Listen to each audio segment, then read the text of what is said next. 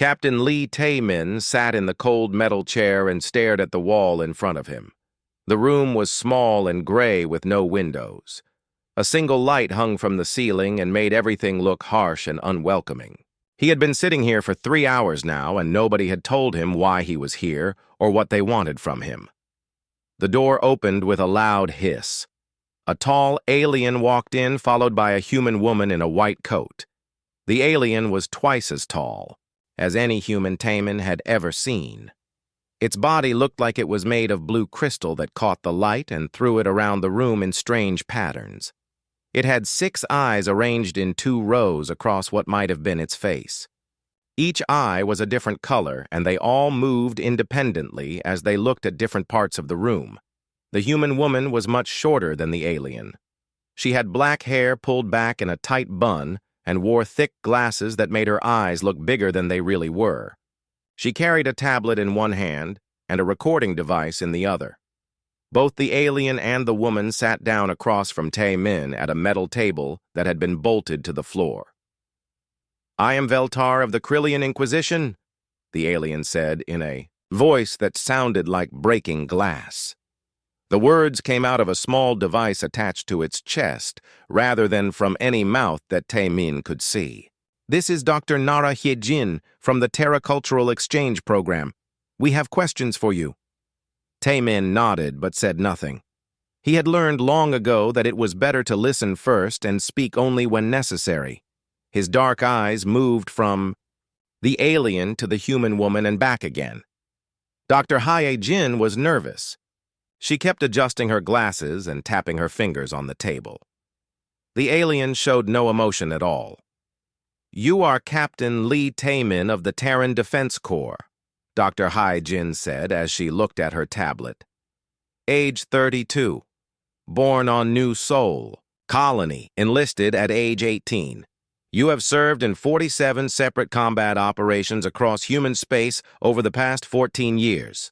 "That sounds right," Tae-min replied. His voice was quiet and calm. He spoke like a man who had nothing to hide, but also nothing he particularly wanted to share. Veltar leaned forward. All 6 of its eyes focused on Tae-min at the same time. "We are not interested in your service record, human. We want to know about your kill count." The question hung in the air between them. Dr. Hyejin shifted uncomfortably in her seat. She had clearly not expected the alien to be so direct. Tae-min's expression did not change at all. He continued to look at both of them with the same calm interest he might show when discussing the weather. "Why do you want to know that?" Tae-min asked. "Answer the question," Veltar demanded. The crystal structure of its body seemed to grow, brighter as it spoke. "How many enemy combatants have you personally eliminated during your military service?" Tae-min was quiet for a long moment. He looked down at his hands, which were folded on the table in front of him. They were ordinary, hands belonging to an ordinary-looking man. There were no scars or marks that would suggest he was anything more than a regular soldier. His uniform was clean but showed signs of long use. The fabric was faded in places, and there were small repairs that had been made with care. "I stopped counting at 50,000, he said finally. "That was about 3 years ago." Dr. Hyejin dropped her tablet.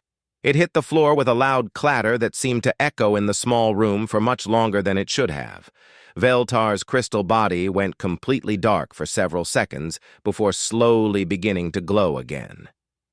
The alien's 6 eyes all moved to look at different parts of Tae-min, as if trying to find some sign that he was lying.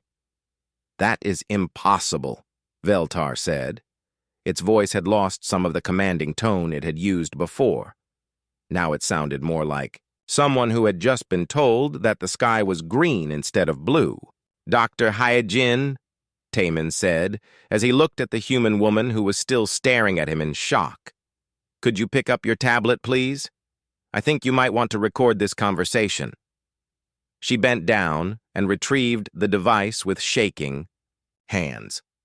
Her face had gone very pale, and she kept looking at Tae-min like she had never seen him before. When she spoke, her voice was barely above a whisper. 50,000 confirmed kills? That would make you... She paused and did some quick calculations on her tablet. That would make you responsible for more enemy deaths than entire battalions, more than some whole armies. I do not make claims I cannot support, Taemin said simply. If you need proof, I am sure your intelligence services have access to combat recordings from most of my operations. The numbers can be verified. Veltar stood up suddenly, its crystal body scraped against the ceiling of the small room. You are claiming to have personally killed more beings than have died in some interplanetary wars. Do you understand how that sounds to species who have been fighting for thousands of years? I understand that it sounds unusual, Taemin replied. But unusual does not mean untrue. I am good at my job. That is why I keep getting sent to places where the situation is particularly difficult. Dr. Hyojin was typing rapidly on her tablet. The Zephyrian Swarm War, she said as she read from her screen. Official casualty reports show 847 human losses against 12,000 enemy dead. But there are classified addendums that suggest much higher enemy casualties in specific engagements. The Battle of Crimson Valley, Taemin said quietly. I was there for 72 hours. The Zephyrians had superior numbers and better positions. They should have won. But they did not win, Veltar said. It was not a question. No, they did not win. The room became very quiet. Dr. Hyojin continued to type on her tablet, but the sound of her fingers on the screen seemed unnaturally loud. Veltar remained standing with all of its eyes focused on Taemin. The human captain sat calmly in his chair and waited for the next question. How? Dr. Hyojin asked finally. How does one person kill that many enemies and survive? Even with advanced weapons and armor, the odds would be impossible. Taemin considered the question carefully before answering. I do what needs to be done to complete the mission and protect human colonies. The methods vary depending on the situation. That is not an answer, Veltar said. Its crystal body was pulsing with different colors now, as if it was becoming agitated. It is the only answer I can give without going into classified operational details, Taemin replied. If you want specifics, you will need to speak with my commanding officers. Dr. Hyojin looked up from her tablet. Captain, do you understand why we brought you here? The Galactic Federation has been monitoring human military activities for the past 5 years. Your name appears in more combat reports than any other single individual. Some of our member species are concerned about what this might mean. Concerned about what exactly? About whether humans represent a threat to galactic peace, Veltar said bluntly. Your species has only been part of the galactic community for 12 years. In that time, you have fought wars against 7 different species and won every single conflict decisively. That level of military success is unprecedented. Taemin nodded slowly. I can understand their concern, but I think they may be looking at the situation incorrectly. Explain, Dr. Hyojin said as she leaned forward. Humans did not start any of those wars, Taemin said. In each case, we were defending our colonies from attack or responding to acts of aggression against our people. We do not seek out conflict. But when conflict finds us, we respond appropriately. 50,000 kills is appropriate? Veltar asked. When the alternative is the death or enslavement of innocent human civilians, yes. I consider it very appropriate. The alien and the human woman exchanged looks. Dr. Hyojin began typing again while Veltar walked around the small room. Its crystal body scraped against the walls as it moved and left small scratches in the metal. There will be more questions, Veltar said after several minutes of silence. Representatives from 12 different species want to speak with you. They want to understand how one individual can be responsible for so much death. I am happy to answer their questions, Taemin said, as long as they understand that I was simply doing my job. The next morning brought more aliens to the prison station. Taemin watched through the small window in his holding cell as ships from a dozen different worlds docked with the massive structure. Each ship was different in design and size, but They all had one thing in common. They were all here because of him. Dr. Hae-jin returned with a new companion. The woman who walked beside her wore the dark blue uniform of Federation intelligence.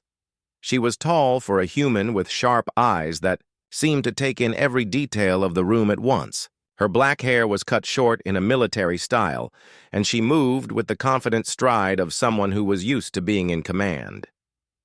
"Captain Lee, this is Captain Yoon So-ra of Federation Intelligence," Dr. Hae-jin said as they entered the interrogation room.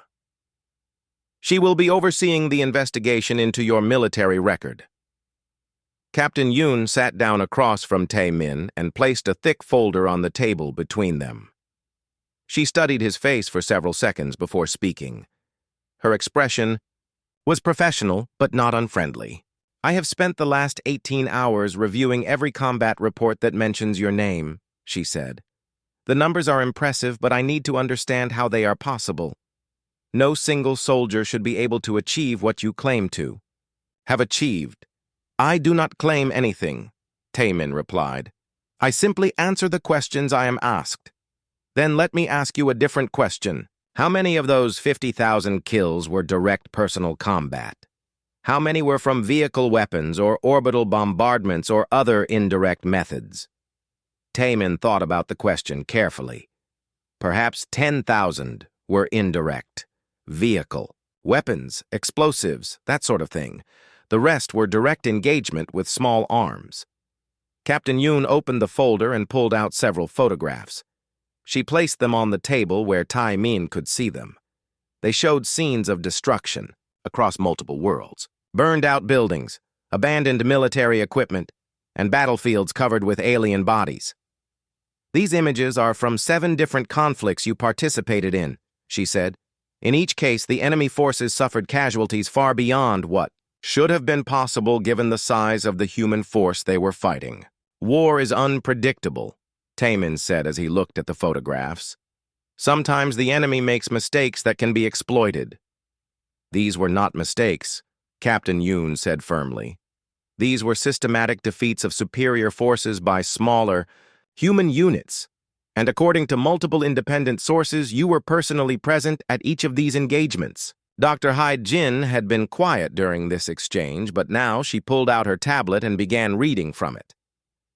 "The Battle of Kepler Station. Enemy force estimated at 3,000 Vortan warriors against 400 human defenders. Official. Casualties. 2,800 enemy dead, 97 human dead. Unofficial reports suggest Captain Lee personally accounted for over half the enemy losses in the final assault." "The Siege of New Busan," Captain Yoon continued. 500 human colonists defended against 1,200 Krillian shock troops for 8 days. When relief forces arrived, they found 1,100 enemy bodies and only 43 human casualties. Survivors reported that Captain Lee held the North Wall alone for the final 36 hours of the siege. Tae-min listened to them recite the statistics without changing expression. These were just numbers to him, events that had happened and been recorded and filed away. He showed no pride or satisfaction as they described battles that would have made any other soldier famous. Across human space. "Do you want to see the recordings?" Captain Yoon asked as she produced a small device from her jacket. "We have security footage from several of these engagements." "If you think it will help you understand the situation better," Tae-min replied. She activated the device and a holographic display appeared above the table. The image showed a view from a fixed camera position overlooking what appeared to be a military compound. In the distance, explosions could be seen as enemy forces advanced toward the camera position. "This is from the Defense of Harmony base," Captain Yoon explained. The timestamp shows this footage was recorded 18 months ago during the Kethmaran incursion. The recording showed dozens of insectoid aliens advancing across open ground toward human defensive positions. They moved in coordinated groups and carried weapons that fired energy beams instead of bullets. The human defenders were clearly outnumbered and outgunned. Then a single figure appeared at the edge of the camera view. Even in the grainy footage, it was clearly recognizable as Taimin. He moved differently than the other human soldiers. Where they took cover and fired from protected positions, he advanced directly toward the enemy force. What happened next was difficult to follow, even with the recording slowed down. Taimin moved through the alien formation like he was dancing rather than fighting.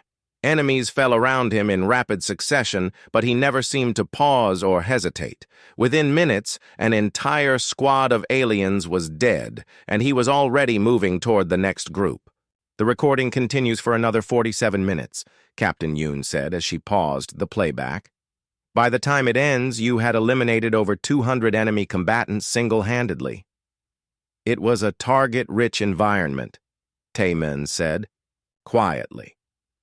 Dr. He-jin was staring at the frozen hologram with her mouth slightly open. How did you move so fast? How did you know where each enemy would be before they got there? I pay attention to patterns, Taimin replied. Most species fight in predictable ways once you understand their biology and culture. The Keth-Moran are hive-minded, so they coordinate their movements through chemical signals. If you can identify the source of those signals, you can predict where they will move next. Captain Yoon leaned back in her chair. You make it sound like a mathematical problem instead of a life or death struggle. In many ways, it is a mathematical problem. Calculate the variables, identify the optimal solution, execute the plan. The fact that the variables happen to be living beings does not change the basic equation. The door to the interrogation room opened again. This time, 3 aliens entered along with 2 more human officials. Taimin recognized one of the aliens from news broadcasts. It was an insectoid creature with multiple arms and a head that moved independently of its body. The other 2 aliens were species he had never seen before. Captain Lee, Captain Yoon, said as she stood up, I would like you to meet Ambassador Tekatar of the Hive Collective, Elder Colvin of the Krillian military caste, and Representative Zilnon of the Ethereal Council. They have traveled a long way to speak with you. The insectoid alien clicked its mandibles together in what might have been a greeting. We have reviewed the recordings of your military actions, human. What we have seen disturbs us greatly. Why does it disturb you? Taimin asked. Because you fight like a machine rather than a living being, the Krillian elder said. Its voice was deep and rough like grinding stone. You show no hesitation, no fear, no mercy. You kill with the efficiency of an automated weapon system. 2. Efficiency in combat considered a bad thing among your people? Efficiency is good, the third alien said, in a voice that seemed to come from everywhere at once, rather than from any specific location. What concerns us is the complete absence of emotion in your methods. You do not fight with anger or desperation or even determination. You fight with cold calculation that suggests you do not see your enemies as living beings. Taimin considered this statement carefully. Would you prefer that I fight with less efficiency? Would you prefer that more humans die so that I can show appropriate emotion while killing your people? They are not our people, Ambassador Takhtar said quickly. The species you have fought are not members of the Federation, but they are still sentient beings with their own cultures and histories. And they were trying to kill human civilians, Taimin replied. Their cultural history becomes irrelevant once they begin attacking innocent people. Elder Colvin stepped closer to the table. Have you ever felt regret for the lives you have taken? Have you ever wondered if there might have been another way to resolve these conflicts without so much death? I have wondered if there were more efficient methods, Taimin said after a moment of thought. But I have never regretted protecting human lives. If these conflicts could have been resolved through negotiation, they would have been resolved through negotiation.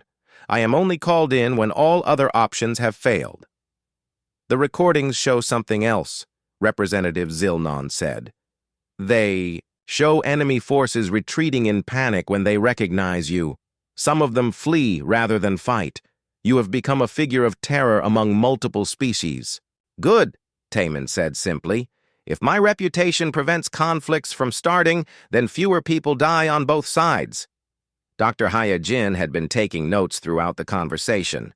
Now she looked up from her tablet with a troubled expression. Captain, do you understand that some Federation members are beginning to see you as a threat to galactic peace? How can I be a threat to galactic peace? I have never attacked anyone who was not already attacking human colonies. I have never initiated hostilities with any species. Your mere existence changes the balance of power, Captain Yoon said. When other species know that humans have soldiers capable of this level of destruction, it affects their decision-making in ways that could destabilize entire regions. Captain Yoon Sora stood on the bridge of the Federation vessel Harmony's edge as it approached the dead world of Kepler 442b. The planet hung in space like a gray and brown marble, with patches of what might once have been green continents. Now those continents were scarred with the marks of orbital bombardment and ground warfare that had taken place 3 years ago. Beside her stood Lieutenant Kim Dong-ho, a young intelligence officer who had joined her team just 2 days ago. His job was to record everything they found and analyze it for patterns that might help them understand how one human soldier had achieved impossible kill numbers. Next to him, Professor Park Mi-young adjusted her recording equipment and checked her notes for the 100th time since they had left the prison station. Crimson Valley is on the northern continent, Lieutenant Kim said as he read from his tablet. Official reports say the battle lasted 72 hours. Human casualties were listed as 12 dead, 37 wounded. Enemy casualties were estimated at over 8,000. Estimated, Captain Yoon repeated. Why estimated instead of confirmed? Because most of the enemy bodies were too badly damaged to count accurately, Professor Park replied as she consulted her own notes. The weapon's signatures suggest multiple types of explosives were used along with standard energy weapons and kinetic rounds. The ship's communication system crackled to life. Captain Yoon, this is the surface team. We have located the landing zone and are ready to receive your party. Acknowledged, she replied. Transport to the surface in 10 minutes. The journey down to the planet's surface took longer than expected because the pilot had to navigate around debris fields left over from the orbital battle that had preceded the ground engagement. When they finally landed, Captain Yoon could see immediately why this place had been chosen as a battleground. The valley was surrounded by high cliffs that provided natural defensive positions, and there was only one way in or out by ground. Surface team that met them consisted of 2 human archaeologists and a Krelian military observer named Specialist Velkon. The Krelian was much smaller than the one Tae-min had met on the prison station, but its crystal body still caught the weak sunlight and threw rainbow patterns across the rocky ground. The battle site is about 2 kilometers north of here, one of the archaeologists said as they began walking along what had once been a road. The human defenders had established positions along the eastern cliff face. The attacking force came from the south in 3 separate waves. As they walked, Professor Park used her equipment to take readings of the area. Energy weapon discharge residue is still detectable after 3 years, she said with surprise in her voice. Whatever happened here must have involved massive amounts of weapons fire. They reached the edge of the valley and looked down at what remained of the battlefield. Even after 3 years, the ground was still marked with craters and burn patterns. Twisted metal from destroyed vehicles dotted the landscape like scattered bones. In some places, the rock itself had been melted into glass by extreme heat. The first wave consisted of approximately 3,000 Zephyrian shock troops, Specialist Velkon said as they descended into the valley. They were supported by armored vehicles and air cover. The human force defending this position numbered fewer than 200 soldiers. Lieutenant Kim was taking photographs of everything as they walked. How did 200 humans stop 3,000 Zephyrians? The official reports say the defenders never retreated from their initial positions. That is where the mystery begins, one of the archaeologists replied. According to survivor accounts, the human commander ordered all but 50 soldiers to fall back to secondary positions after the first enemy assault. He said he would hold the main line alone. Alone? Professor Park stopped walking and stared at the archaeologist. 1 man against 3,000 enemies? Not 1 man, Specialist Velcon corrected. Captain Lee had 49 volunteers who stayed with him, but survivor accounts suggest he was responsible for the majority of enemy casualties during the first engagement. They continued walking through the valley until they reached a series of defensive positions carved into the rock face. The positions were connected by tunnels and trenches that had been reinforced with materials salvaged from destroyed buildings. Even now, Captain Yoon could see that whoever had designed these defenses understood military tactics very well.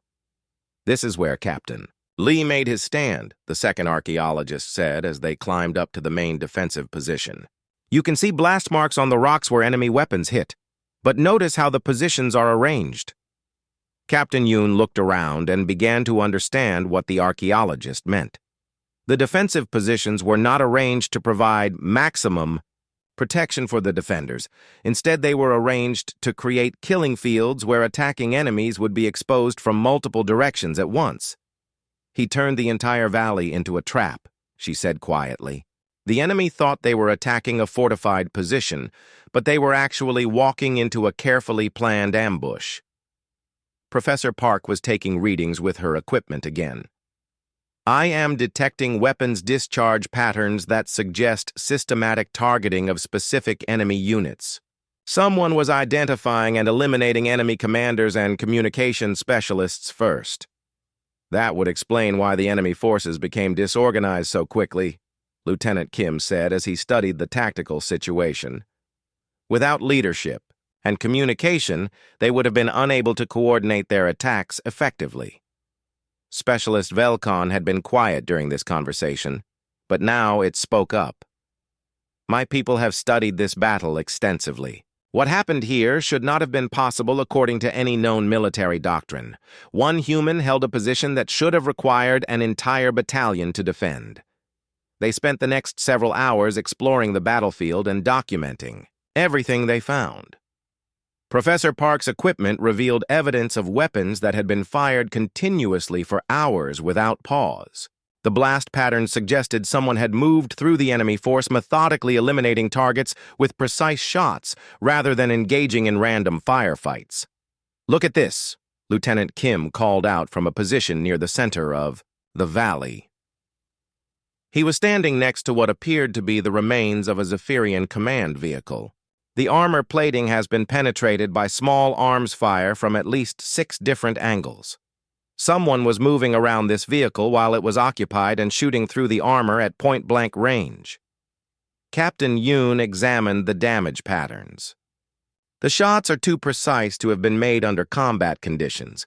This looks more like target practice than a firefight. That is exactly what it was, said a new voice from behind them. They all turned to see an elderly human man walking toward them. He was dressed in the simple clothes of a colonist and carried a walking stick to help him navigate the rough terrain. His face was weathered by years of exposure to harsh planetary conditions, but his eyes were sharp and alert. I am Chen Wu-jin, the old man said as he approached the group. I was one of the colonists who survived the siege. I saw Captain Lee fight. You witnessed the battle? Professor Park asked as she quickly activated her recording equipment. I witnessed something I still do not understand, Chen Wu-jin replied. I have seen many soldiers fight during my life. I served in the Colonial Defense Force for 30 years before I retired. But I have never seen anyone fight like Captain Lee. What do you mean? Captain Yoon asked. The old man walked over to, the damaged command vehicle and placed his hand on the twisted metal. Other soldiers fight with emotion. They fight with anger, or fear, or desperation. Captain Lee fought like a machine that had been programmed to solve a problem. He moved through the enemy force like he knew exactly where each one would be before they got there. The official reports say he fought for 72 hours without rest, Lieutenant Kim said.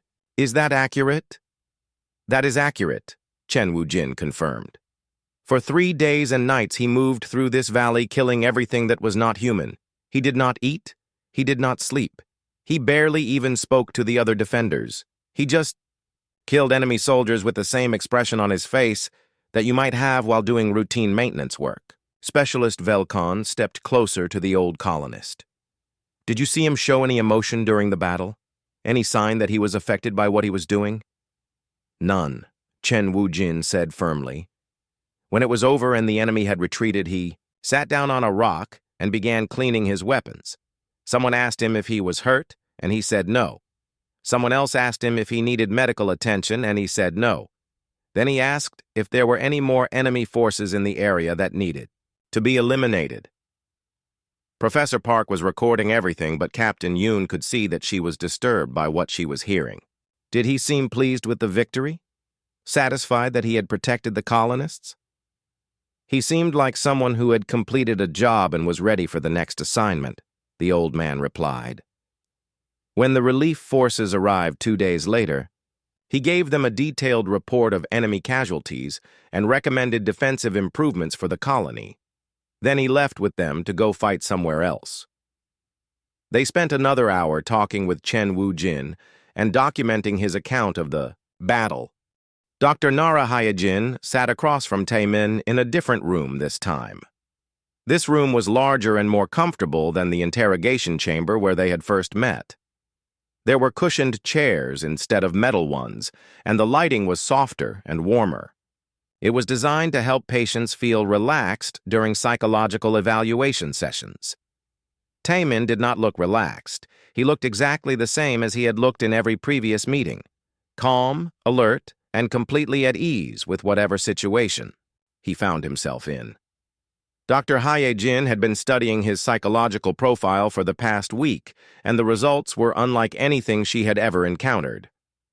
"I want to talk about how you feel about your military service," she said as she activated her recording device. "Specifically about the combat operations you have participated in over the past 14 years. What would you like to know?" Taemin asked, "Do you ever have nightmares about the battles you have fought? Do you ever wake up thinking about the people you have killed?"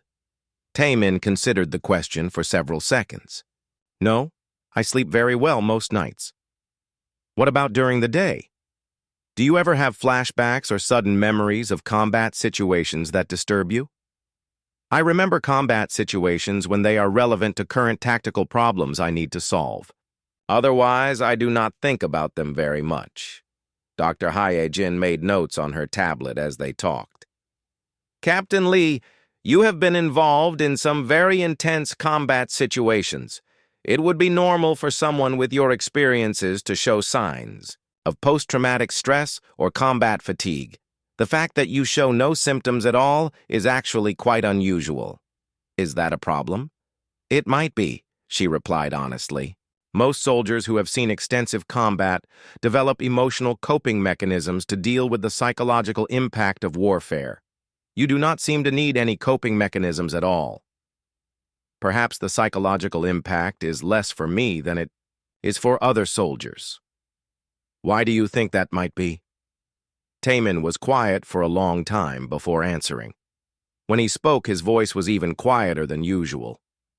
"I do not think the beings I fight against are the same kind of entity that humans are." Dr. Hyojin stopped writing and looked up at him. "What do you mean by that?" "Humans are individuals with unique thoughts and personalities and dreams for the future. When a human dies, something irreplaceable is lost. But the aliens I fight are more like sophisticated biological machines following their programming." "You do not see them as people?" "No. I see them as problems that need to be solved in order to protect actual people." Dr. Hyojin felt a chill run down her spine as she listened to this explanation. "Captain Lee, the beings you have fought against have families and cultures and individual personalities just like humans do. They are not machines." "They behave like machines," Taemin said calmly. "They follow predictable patterns based on their biology and social programming. When I eliminate them, nothing of value is actually lost, because they were never truly alive in the way that humans are alive." "That is a very dangerous way of thinking," Dr. Hyojin said carefully. It allows you to kill without feeling guilt or remorse, because you have convinced yourself that your victims are not really people.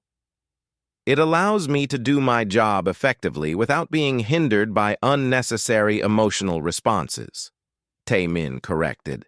The result is that more humans stay alive and fewer humans die. Dr. Hai-jin spent the next hour asking more questions and documenting Tae-min's responses. Everything he said was consistent with what he had told her during this conversation. He genuinely did not see his enemies as living beings in any meaningful sense. To him, they were obstacles to be removed or problems to be solved. When the session was over, she returned to her office and immediately sent her preliminary report to Captain Yoon and the Federation Council. Her conclusions were disturbing enough that she marked the report with the highest security classification available. 3 hours later, Captain Yoon arrived at the prison station along with Admiral Park Jun-ho of the Terran Defense Corps.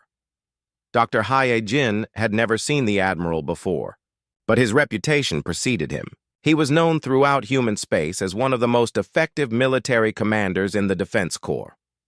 Dr. Hae-jin, Admiral Park said as they met in her office, I have read your psychological evaluation of Captain Lee. I need to know if you believe he represents a threat to Federation security. That is a difficult question to answer, she replied.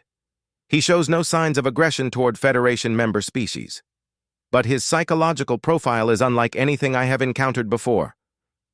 Explain, Captain Yoon said. Most soldiers who kill large numbers of enemies either develop psychological problems from the stress or they learn to cope with their actions through various mental mechanisms. Captain Lee has done neither. He has eliminated the psychological stress by redefining his enemies as non-entities. Admiral Park leaned forward in his chair. Is this redefining process something that happened gradually over time, or was it always part of his psychological makeup? Based on my analysis, it appears to be something that developed early in his military career and has remained consistent since then. He may have been predisposed to this type of thinking, or it may have been a conscious choice he made to cope with combat stress. The important question, Captain Yoon said, is whether this psychological framework could be extended to include Federation species if he perceived them as threats to human colonies. Dr. Hae-jin had been hoping they would not ask that question. Yes, she said quietly. If Captain Lee decided that a Federation species represented a threat to human civilians, I believe he would be capable of applying the same methods he has used against non-Federation species. Admiral Park was quiet for several minutes after hearing this assessment. When he finally spoke, his voice was grave. Captain Lee is not the only human soldier who thinks this way. He is simply the most effective one we have found so far. What do you mean? Dr. Hai-jin asked. The Terran Defense Corps has been studying combat effectiveness for the past 10 years, Admiral Park explained. We have identified approximately 200 soldiers who show similar psychological profiles to Captain Lee. They are all extremely effective in combat situations, and they all show minimal emotional response to high casualty rates. Captain Yoon stood up and walked to the window that looked out over the docking bays. Are you telling us that humanity has developed a class of soldiers who are capable of committing genocide without psychological consequences? I am telling you that humanity has developed soldiers who are extremely effective at protecting human colonies from attack, Admiral Park replied. Whether you choose to call that capability genocide depends on your perspective. This information changes everything, Dr. Hai-jin said as she realized the implications. If other Federation species learn about this, they will see it as evidence that humans represent an existential threat to galactic civilization. They may be right, Captain Yoon said quietly. Before anyone could respond to this statement, the room's communication system activated. All senior personnel report to the command center immediately, a voice announced. We are receiving priority emergency communications from Federation Command. They rushed to the command center where they found a crowd of officials gathered around a large display screen. On the screen was Admiral Chen Su-jin of the Federation Defense Force. Her usual calm demeanor had been replaced by obvious stress and urgency. All Federation assets are to maintain maximum alert status, she was saying. Long-range sensors have detected multiple large objects entering Federation space from beyond the galactic rim. Initial analysis suggests these objects are artificial in nature and extremely large. How large? Someone asked. Each object appears to be roughly the size of a small moon. They are moving at high speed toward the core worlds. Estimated time of arrival is 72 hours. The room erupted in worried conversations as officials began discussing defense preparations and evacuation procedures. Dr. Hae-jin noticed that Admiral Park was not participating in these discussions. Instead, he was staring at the display screen with an expression she could not read. "Admiral," she said quietly, "what are you thinking?" "I am thinking that we may need Captain Lee sooner than anyone expected," he replied. "And I am thinking that the Federation is about to learn why humanity developed soldiers like him in the first place." On the display screen, Admiral Chen was still speaking. "All military assets are to prepare for potential combat operations. This is not a drill. We may be facing a threat unlike anything the Federation has encountered before." Dr. Hae-jin looked around the room at the worried faces of officials from dozens of different species. They were all afraid of what was coming toward their worlds from the darkness beyond the galaxy. But she was beginning to realize that they should also be afraid of what humanity might do to protect itself when that threat arrived. "Admiral Park," she said carefully, "are you planning to release Captain Lee?" "Dr. Hae-jin," he replied without taking his eyes off the display screen. "I am planning to do whatever is necessary to ensure that human colonies survive what is coming, whether the Federation approves of my methods or not." The first Devourer ship appeared in the Centauri system without warning. Federation long-range sensors had been tracking the approaching objects for 3 days, but nothing had prepared the defenders for what they actually saw when it arrived. The ship was not built like anything in the known galaxy. Instead of metal and composite materials, it appeared to be grown rather than constructed. Its surface pulsed with organic patterns that suggested it was more of a living creature than a mechanical device. Most disturbing of all was its size. The vessel was over 50 kilometers long and 20 kilometers wide. Captain Yoon Sora stood on the bridge of the Federation battleship Eternal Vigilance and watched as the alien ship destroyed an entire orbital defense platform with a single weapon discharge. The energy beam that emerged from the creature was unlike anything Federation scientists had ever recorded. It did not just destroy the platform, it seemed to dissolve it at a molecular level.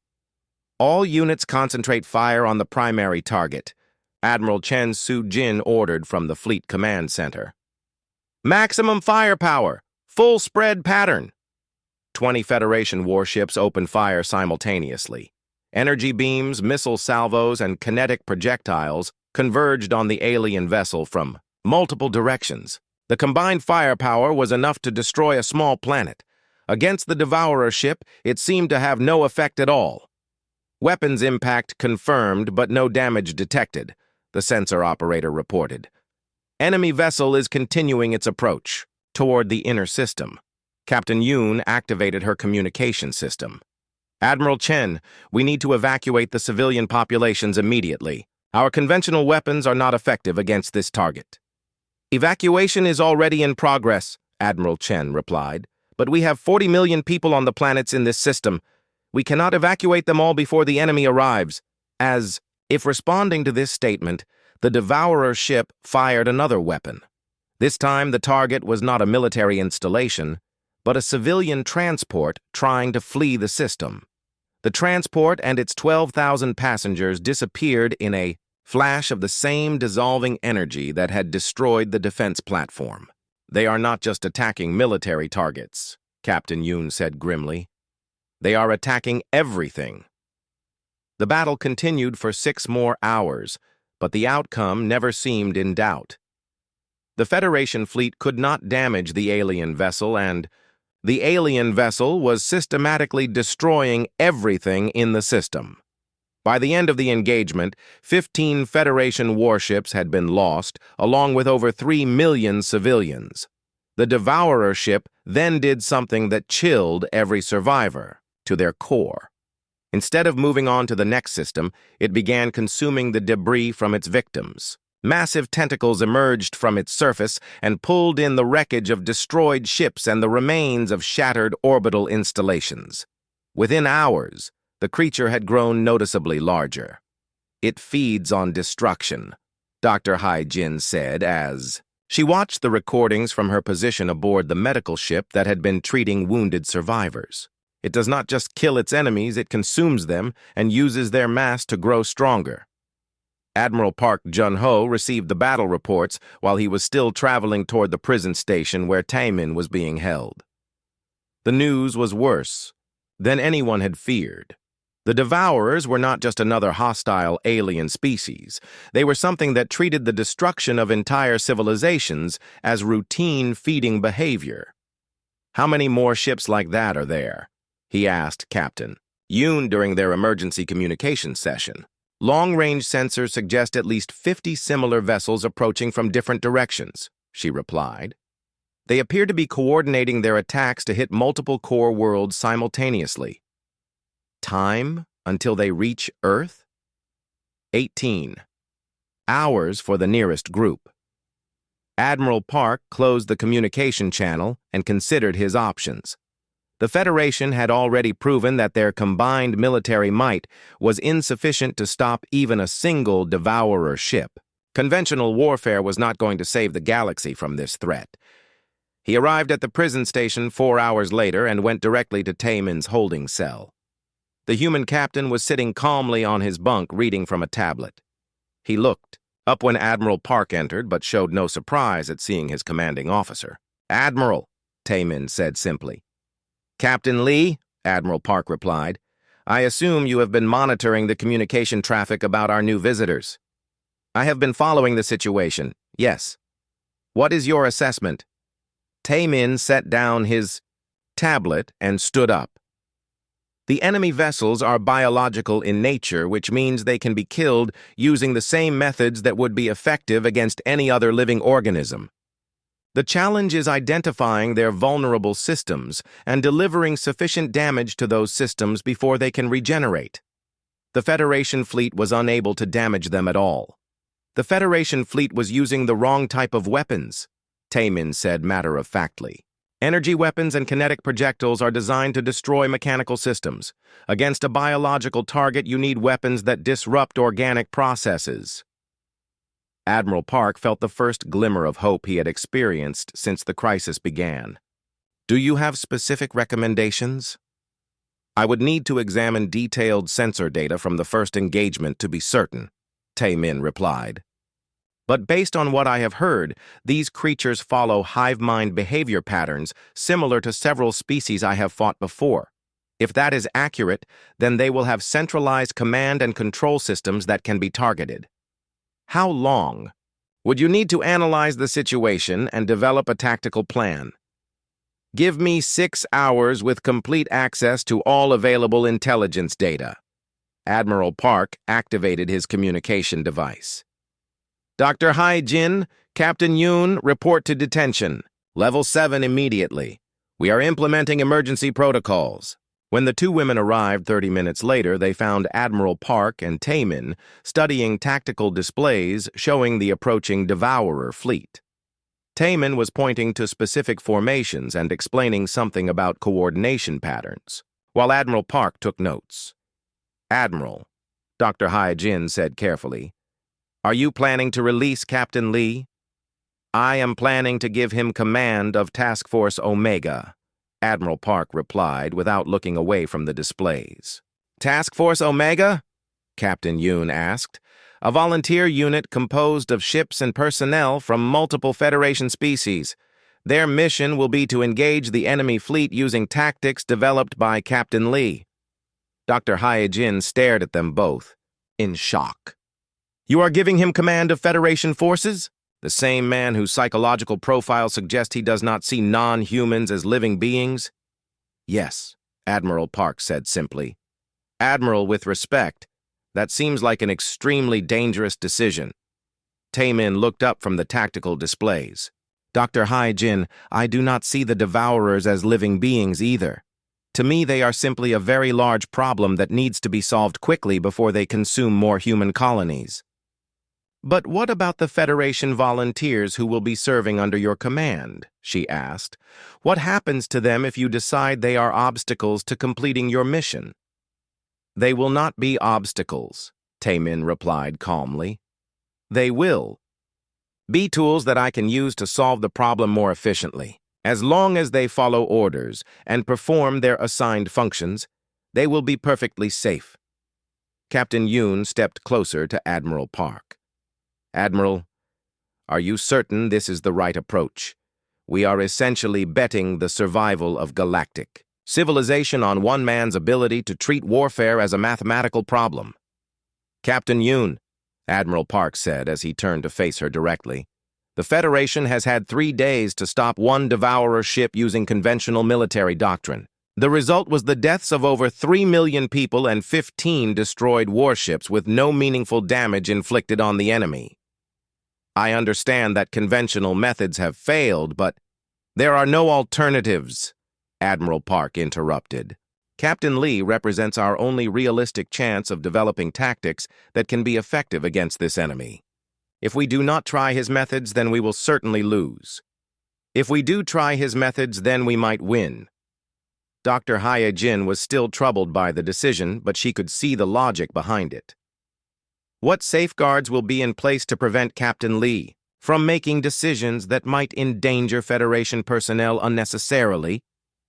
None, Taemin said before Admiral Park could answer. Safeguards would reduce tactical flexibility and decrease the probability of mission success. If you want me to solve this problem, then you need to let me solve it using whatever methods I determine to be most effective. And if those methods involve sacrificing Federation volunteers, then Federation volunteers will be sacrificed, Taemin said without any change in his tone or expression. The alternative is the extinction of every intelligent species in this galaxy. I assume you would prefer to avoid that outcome even if the cost is higher than you would like to pay. Admiral Park activated his communication system again. All senior Federation commanders report to the briefing center in 1 hour. We are implementing a new tactical doctrine effective immediately. As they prepared to leave the holding area, Dr. Hai-Jin approached Taemin one last time. Captain, I need to ask you something. Do you feel any satisfaction when you kill enemy combatants? Any sense of accomplishment or pride? Taemin considered the question seriously.